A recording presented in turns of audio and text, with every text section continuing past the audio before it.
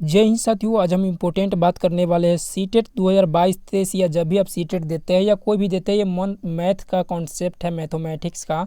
तो कुछ कंटेंट है, अगर शिक्षक बनना चाहते हैं, अगर पढ़ाना चाहते हैं, तो एजुकेशन से जुड़ना चाहते हैं, तो ये कंटेंट और पेडागोजी काफ़ी इंपॉर्टेंट होने वाला है। तो इसको आप देखिए और समझिए, काफ़ी इंपॉर्टेंट होने वाला है। तो चलिए, 2 ही से 3 प्रश्न लिया गया है सिर्फ कॉन्सेप्ट देने के लिए। और यहाँ प्रश्न इसलिए लाया गया है कि आपको सामने ऐसा प्रश्न आए और इस प्रश्न पे आप थिंकिंग करें, विचारें और कोशिश करते कि इसलिए प्रश्न लाते हैं क्योंकि इसमें आप कन्फ्यूज होंगे और इसमें गलत उत्तर देने की ज़्यादा संभावना रहता है। तो चलिए इस प्रश्न को देखेंगे। प्रश्न हमारा लाने का उद्देश्य है, इसका फाइनल आंसर भी हम बता देंगे। फिर भी इसको प्रश्न को पॉज करके आप इसको बता सकते हैं कि क्या राइट आंसर होगा, और उम्मीद करते हैं लगभग सही भी कर सकते हैं, लेकिन ज़्यादातर आप इसको गलत उत्तर कर देंगे। तो चलिए देखते हैं। चतुर्भुज को पहचानिए, मेरी 2 सममितीय रेखाएं हैं, और दूसरा स्टेटमेंट है कि मेरी सभी कोण 90 डिग्री का है। तो देखिए इंग्लिश में, identify the quadrilateral I have two lines symmetry, मैंने 2 लाइन्स हमारा सममितीय रेखा है, और all my angle of 90 degree, मतलब चारों जो कोण हैं, मान के तो सभी कोण है 90 डिग्री का है, ये बात पूछा है। तो ये दोनों जो गुण होना चाहिए, यानी गुण 1 और बी किस में है, मतलब इस 4 ऑप्शन में कौन सा जो चतुर्भुज है उसमें गुण पाया जाता है। तो सबसे पहली बात है कि आप कॉमन सेंस थोड़ा अगर जानते होंगे, जो समचतुर्भुज है जिसको रोम्बस कहते हैं, जिसको चारों भुजाएं बराबर होती है, तो इसका चारों जो कोण होता है वो 90 डिग्री का नहीं होता है। तो आपको जो होगा 2 गलत हो जाएगा। समानांतर चतुर्भुज में सेम वही है कि नहीं है। जो देखिए सब मान के चलिए, सब समानांतर चतुर्भुज की बात है, तो इस समानांतर चतुर्भुज में आपको 90 डिग्री कोई भी मिलेगा, लेकिन मान के चलिए नहीं ना होगा, तो समानांतर चतुर्भुज भी गलत हो गया। यहाँ तक आपको ये भी समझ गए। तो अब बात बच गई, मान के चलिए आयत। क्या हो गया, आयत की बात करेंगे। तो आयत जो है, तो आयत और वर्ग, तो वर्ग में जानते हैं कि चारों कोण पूर्णतः सभी वर्ग में आपको 90 डिग्री को मिलेगा। आयत में भी सभी जितने भी आयत बनेंगे उसमें 90 डिग्री को मिलेगा। देखिए समचतुर्भुज एक वर्ग भी समचतुर्भुज है, ये बात तो मानते ही हैं, लेकिन जरूरी नहीं है आपको, है कि नहीं, जरूरी नहीं कि आप सब समचतुर्भुज वर्ग हो जाए। तो इस तरीके से समचतुर्भुज और समानांतर चतुर्भुज सब पे लागू नहीं होता, इसलिए हम हटा दिए 90 डिग्री के लिए। तो वर्ग और आयत में दोनों में 90 डिग्री का होता है, ये तो आप लोग सभी लोग जानते हैं। लेकिन का नाम है कि 2 सिमेट्री लाइन, समझना है कि इसमें 2 सिमेट्री लाइन का है। मान के चलिए कि वर्ग हम बनाए, क्या बनाए, वर्ग बनाए। तो वर्ग में हम सभी लोग जानते हैं कि जो सभी भुजाएं होती है वो इक्वल होती है। क्या होती है, इक्वल होती है। और किधर की, मान के चलिए हम चाहे ऊपर से नीचे करें चाहे नीचे से ऊपर करें, ध्यान दीजिएगा, ऊपर से नीचे करें चाहे नीचे से ऊपर करें, जैसे कि मान के चलिए ये हुआ कि अप टू डाउन करें, है ना, चाहे आपको लेफ्ट टू राइट करें, दोनों का जो होगा, यानी दोनों का जो होगा, इसका जो सिमेट्री लाइन होगा तो वो क्या होगा, इक्वल होगा, इक्वल लाइन होगा। तो इक्वल लाइन होगा, इक्वल हिस्से में बांटेगा और एक आकृति जैसा बांटेगा, है कि नहीं, एक आकृति जैसा बांटेगा। तो उसका मतलब है कि एक ही सममितीय रेखा हुआ। कितना सममितीय रेखा हुआ, है कि नहीं, तो उसका मुख्य रूप से एक ही सममितीय रेखा हुआ, तो इसलिए वर्ग भी नहीं होगा। लेकिन जब आयत की बात करते हैं, देखिए ये रेक्टेंगल की बात करेंगे, तो रेक्टेंगल मान के चलिए इस तरीके से है कि नहीं, रेक्टेंगल इस तरीके से है। तो आप ऐसे, जैसे कि देखिए बाएं से दाएं किए हम, जैसे कि वो ये बाएं से दाएं किए, तो आप देखिए इसका जो लुक है, 2 हिस्सा तो बांटा, लेकिन इसका देखिए आकार किस तरीके से है, अलग देखने में लगता है ना, अलग इसका लंबाई हो गया, मतलब इसका जो सिमेट्री लाइन है। तो इस तरीके से ये हुआ। अगर अप टू डाउन करते हैं, मतलब ऊपर से नीचे जब खींचते हैं, तो देखिए इसका किस तरीके से आकृति शेप बन गया।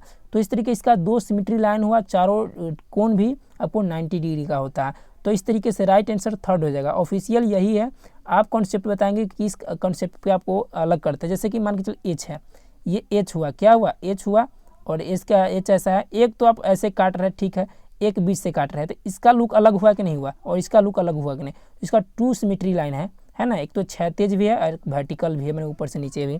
तो इसका आपको क्लियर बताना है कि आखिर में क्या होगा। इसका राइट आंसर आपको जो हो जाएगा रेक्टेंगल हो जाएगा, इसी को ध्यान रखेंगे, रेक्टेंगल इसका राइट आंसर। अगला प्रश्न है कि निम्नलिखित में से कौन सा कथन सत्य है। देखिए इस प्रश्न को हम नहीं लिए, सिर्फ कॉन्सेप्ट देने के लिए है। इसमें पूछा है कि एक जो है क्या एक प्राइम नंबर है या कंपोजिट नंबर है, ये आपसे पूछा है। और तो ध्यान देंगे कि आपको क्या है कि प्राइम नंबर होने के लिए क्या चाहिए। प्राइम नंबर होने के लिए, किसी भी संख्या अभाज्य संख्या होने के लिए एक कॉमन सी बात है कि एक, है ना, एक और सेल्फ के अलावा किसी से मतलब विभाजित ना हो, यानी एक और एस ही, मतलब सॉरी सेल्फ ही, इसका क्या होता है, गुणनखंड होता है, यानी 2 ही गुणनखंड है कि नहीं। तो एक और AC इसका मान के चलिए भाग लगता है, उसी से भाग लगता है या पूरे पूरे करता है, तो ये आपको क्या हो गया, प्राइम नंबर हो गया, ध्यान दीजिएगा। और इसके कंपोजाइट नंबर के लिए क्या चाहिए, कंपोजाइट नंबर के लिए आप लोग जानते हैं कि इसके अलावा भी ऑर्डर भी एक होना चाहिए, तो ये होगा कंपोजाइट नंबर, जिसको हम भाज्य संख्या कहते हैं। तो ये प्राइम नंबर के लिए 2 गो नियम है, मतलब एक और सेल्फ होना चाहिए, खुद होना चाहिए, और कंपोजाइट नंबर यानी भाज्य संख्या के लिए एक ऑर्डर भी होना चाहिए, तो हो गया। लेकिन एक जो संख्या है, एक संख्या के लिए भाई एक तो खुद ही है, एक अलग कैसे हम दे सकते हैं, कुछ अलग अपना से कैसे ऐड कर देंगे, तो ये नियम फॉलो ना प्राइम पे होता है ना कंपोजाइट पे, इसलिए ये क्या हुआ, एक ना तो भाज्य है, एक ना तो भाज्य है और एक ना तो अभाज्य है। तो इसका राइट आंसर ना तो एक अभाज्य संख्या और ना ही एक भाज्य संख्या, तो ए इज नाइदर प्राइम नॉर एक कंपोजाइट नंबर, यानी ये हुआ अभाज्य संख्या, ये हुआ भाज्य संख्या। तो एक ना तो ये है ना वो है। और कोई सोचता हो कि इसमें एक अलग माइंड लगा सकता है कि एक जो है क्या सम है या विषम है। देखिए सम का जानते होंगे क्या होता है, इवेन, क्या होता है, इवेन होता है, जिसको सम कहते हैं।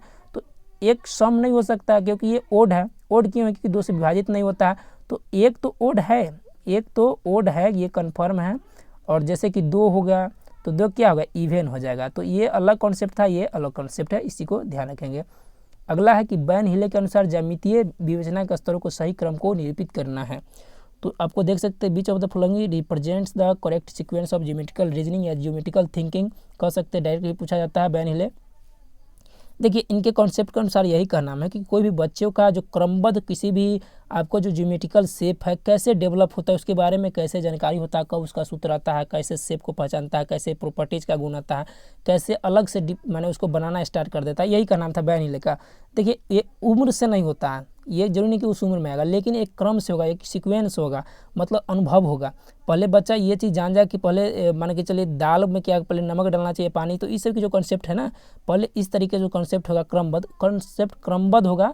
लेकिन किसी भी उम्र में कोई भी व्यक्ति बना सकता है कुछ भी। तो वही बात है कि मान के चलिए क्या अनुभव होना चाहिए, भले उम्र कुछ भी हो। तो पहला है कि विजुअलाइजेशन है ना, इसको पहचानना भी कहते हैं, दृश्यीकरण भी कहते हैं। इसमें क्या होता है कि बच्चे आकृति के आधार पे छांट देता है कि कौन सी क्या है। जैसे कि कोई बच्चा आपको नॉर्मल सी बुक में आपको त्रिभुज बता दिए है, तो वो समोसा देखेगा तो समोसा देख कहते हैं क्या त्रिभुज है, तो वो क्या हो कि पहचान गया आकृति के आधार पे, दृश्यीकरण, इसी को ध्यान दीजिए।